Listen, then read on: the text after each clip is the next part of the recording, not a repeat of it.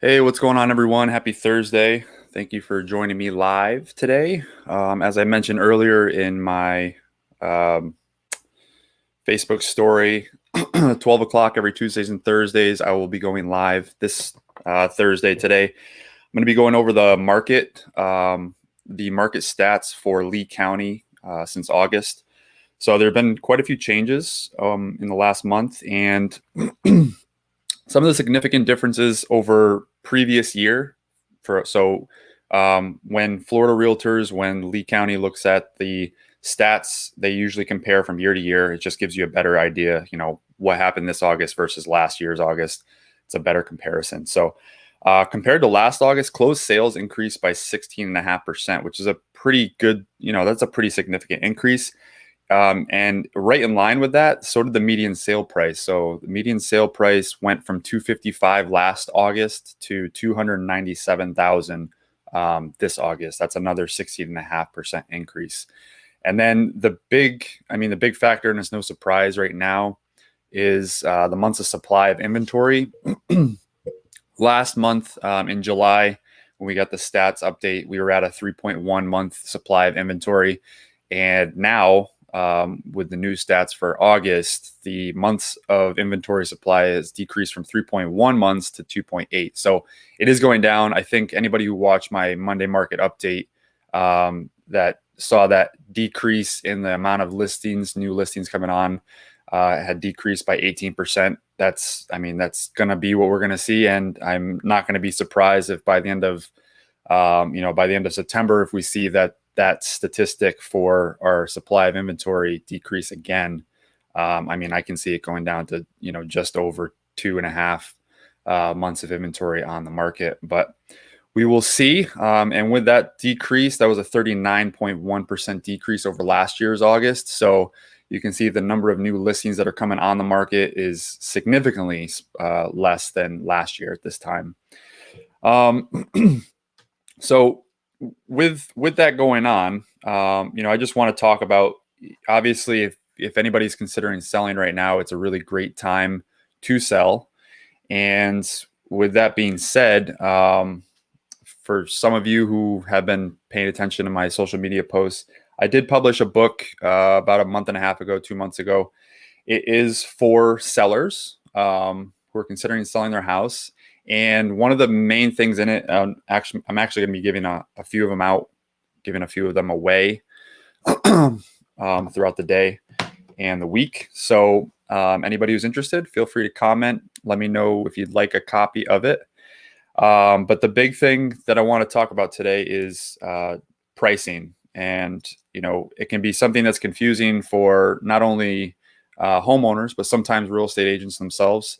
It's not a cut and dry thing. And, it really depends a lot on the property itself. If it's something unique and there's really not a lot of comps that are going to support that type of house, sometimes it's like throwing darts in the dark.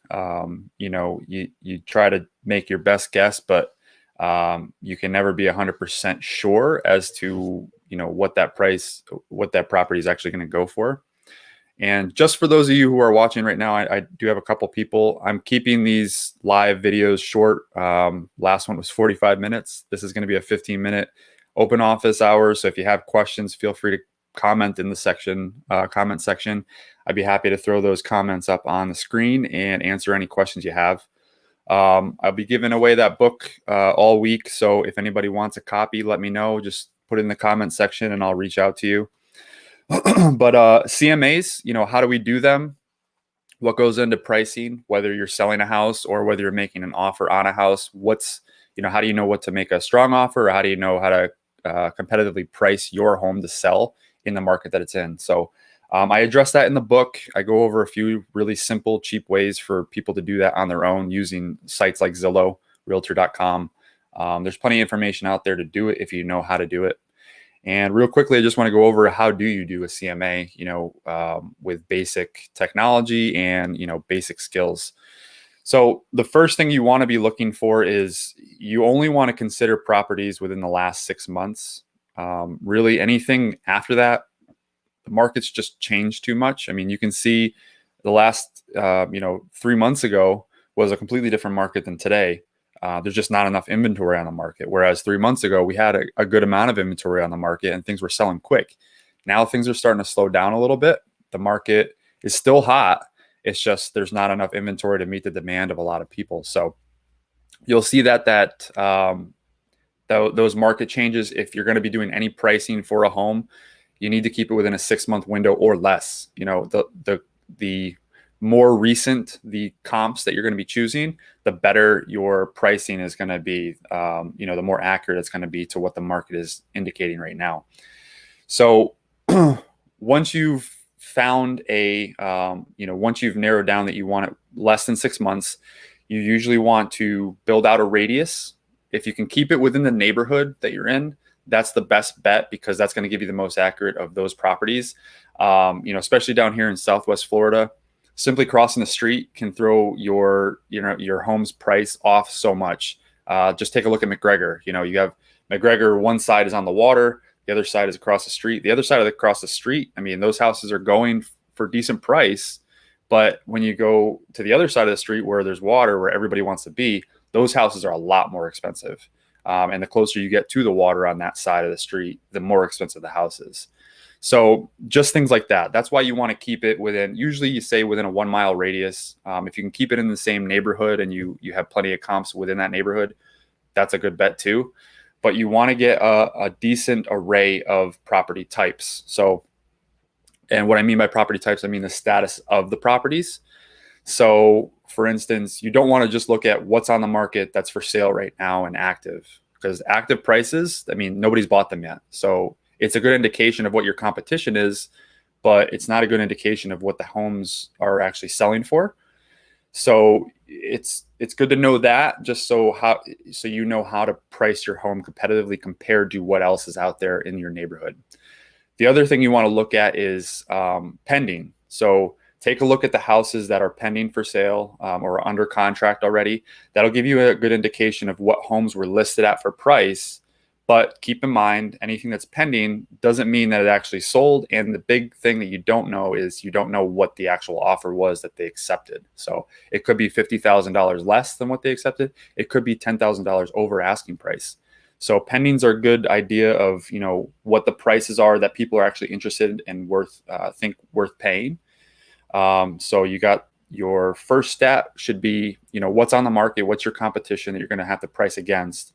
And then the second thing is going to be, what's pending? What are people actually looking at in the price ranges and willing to pay for houses or consider making an offer on? The third and the most important stat that you're going to look at, or homes that are on the market, are going to be what has actually sold. So this is where you want to keep your window within the last 6 months, what has sold. And like I said, if you can get it less than 6 months, what's sold in the last 1 to 3 months, those are going to be your best comps, because it tells you what the house was listed at, tells you what the price was it was actually paid for. And because it's in your neighborhood and within the last 3 months, it's going to give you a good indication of what the market is telling you your house is actually going to be worth. So those are the 3 types of homes you want to look at, but that's not the whole thing. Those are just going to give you good indications of pricing and competition. When you're looking at your home and ready to compare it to other houses, you need to keep in mind the size of the house. So square footage, you want it to be within a couple hundred square feet, give or take. You don't want it to be, you don't want to compare a 1,500 square foot house to a 1,000 square foot house. There's a big difference. You can have 2 or 3 room difference. The other thing you want to keep in mind is what kinds of rooms or how many rooms do you have? So beds and baths. You don't want to compare a 5-bed 2-bath or a 5-bed 3-bath to a 2-bed 2-bath. It's just not going to be the same. Those bedrooms are also worth a certain amount of money depending on the market that you're in. So, a bedroom, an additional bedroom could be worth $10,000 to $15,000 more than a house that has less. Same thing with a bathroom. Could be worth, $5,000 to $10,000 more for that property. Other features you want to consider, the property, the lot size. A lot of people, especially people coming up north who are used to having land or more land in some of those rural areas, are going to be looking for property that has land. But one of the things down here is land is very expensive, especially in the Fort Myers area, Cape Coral area, Bonita Springs, Estero, Naples. It's a lot more expensive than if you go east farther, right? So people coming down need to understand the difference between, getting a single family house on an acre lot versus getting, the typical single family house that's more reasonably priced on a quarter acre lot, or even a little bit less, an eighth of an acre. So those are some things to keep in mind. What's the lot size? How many beds? How many baths? What other features do you have that the home offers? What do you have a pool or a screened lanai with a pool? Are you on a water, a canal or a lake of some sort? Lake views and waterfront properties are going to they're going to fetch a higher price. More people want them. It's in demand. Same thing with pools and lanais. As much as pools are a pain for a lot of people down here, anybody coming from the north really wants that pool. At least that's what they think they want at first, right? So those are going to increase the home value potentially. The other thing too, garages. There's a lot of houses out there in our in Southwest region where they don't have a garage, or they have a one-car garage, or it's parking under the I forget what they call them, carports. So right, parking under carports. If you have a two-car garage with a wide driveway and a little bit longer driveway, that's a feature that's going to be beneficial that a lot of people are going to want. So they'll be willing to pay a little bit more for it. So all of those types of features are adjustments that you can make to your housing property, things to consider when pricing your property. Or on the other end, if you're looking to make an offer, you can also take a look at all these features and see how in demand is this type of house. Is this going to get a good resale value later? Is this something that people are going to be competing on price with? And with the market that we have today, if a home has all those features, a pool, lanai, it's on waterfront, has two-car garage, updated kitchens, bathrooms, 3 or 4 bedroom with 2.5 or 3 bathrooms, things like that, they're going to sell quick, especially in this market. We have, like I said at the beginning of this, we have 2.8 months of inventory. That's extremely low.